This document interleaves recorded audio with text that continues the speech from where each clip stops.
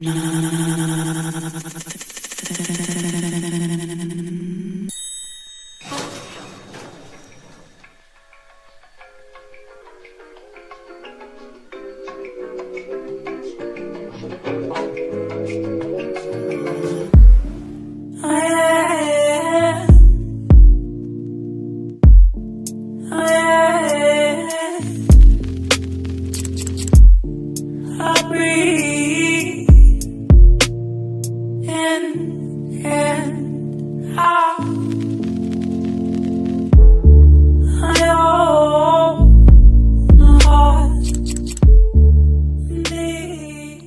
another time long ago lived an old man and his wife.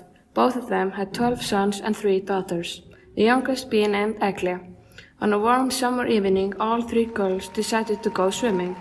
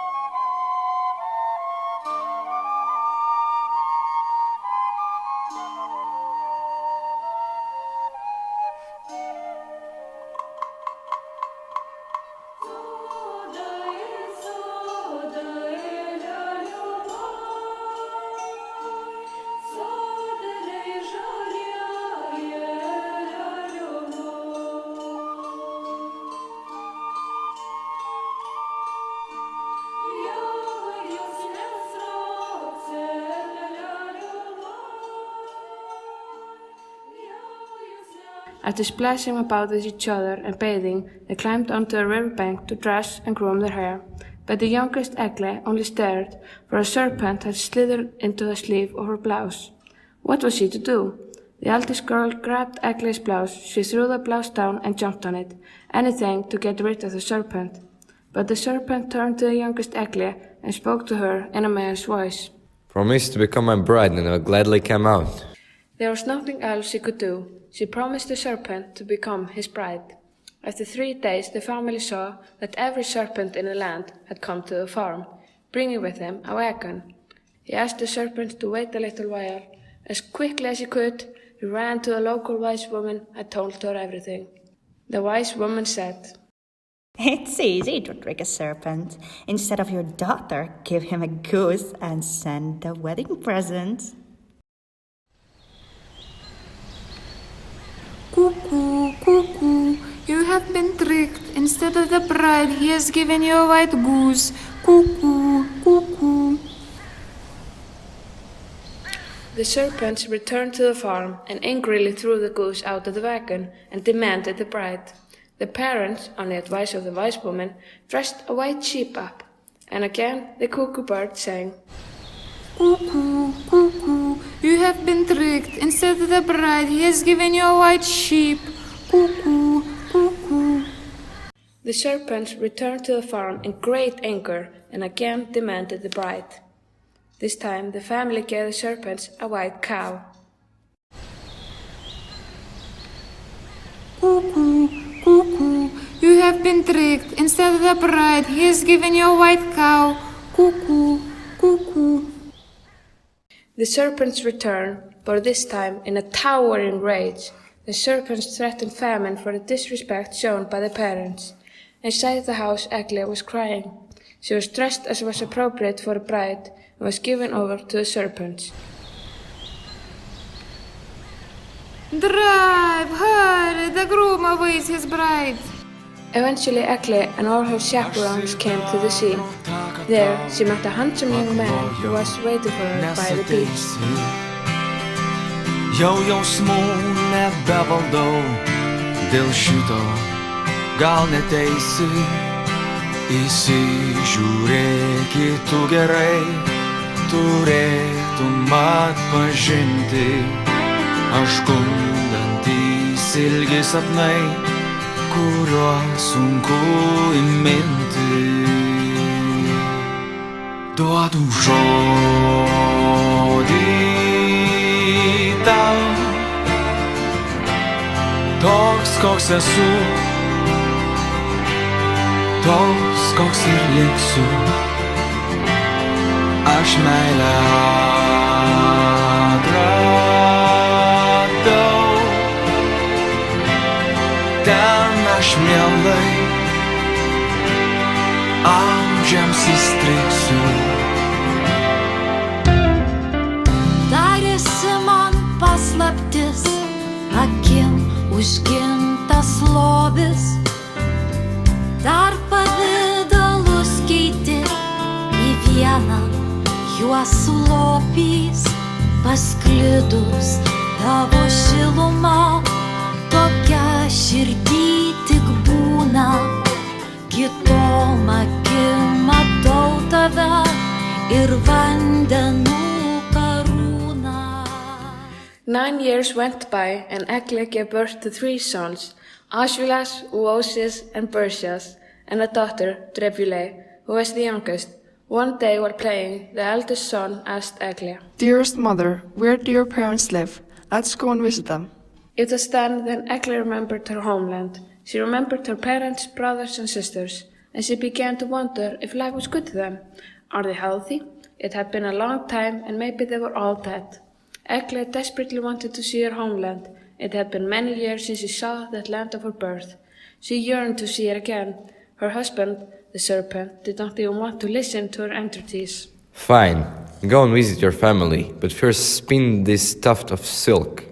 Eglė was at the spindle. She spun during the day, she spun all night. Spin, spin, but it would not be spun. She saw that she had been tricked. Spin, spin, but it will never be spun. Eglė went to an old woman who lived nearby, a known sorceress. Eglė lamented. Grandmother, dear heart, teach me how to get that tuft of silk spun. Throw it into a fire when next it is kindled, elseways you shall not be able to spin the silk. When returned home, Eglė threw the silk into a bread oven recently fired up. The silk went up in flames, and in the center of the oven, where the silk once was, there was a toad. The toad was creating silk from his body. Having woven the silk, Eglė returned to her husband, pleading to allow at least a few days for a visit with her parents. Now her husband drew out from beneath his bench a pair of metal boots. When you wear these down, then you shall travel. She put on the boots and walked, stomped them and dragged along the stone floor, but the boots were thick, hard, and were not at all worn down. Walk or do not walk, the shoes will forever last. Going back to the sorceress, she pleaded for more help.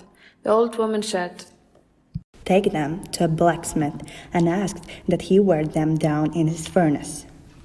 And Eglė did as she was instructed. The boots were heated well, and within 3 days Eglė had worn them down. Having worn the boots down, she approaches her husband, so that he may allow her to visit her homeland. Fine, but for the journey you must bake at least a rabbit pie. For what shall you give to your brothers and their children? In the meanwhile, the serpent ordered that all the cooking utensils be hidden, so that Eglė not be able to bake the pies. Eglė began to think how she shall bring in water without a bucket and make the dough without a bowl. Again, she returns to the old lady for advice. Spread out the sifted leavening, immerse the sieve into water, and within it mix the dough. Eglė did as she was instructed. She mixed, baked, and had the pies ready.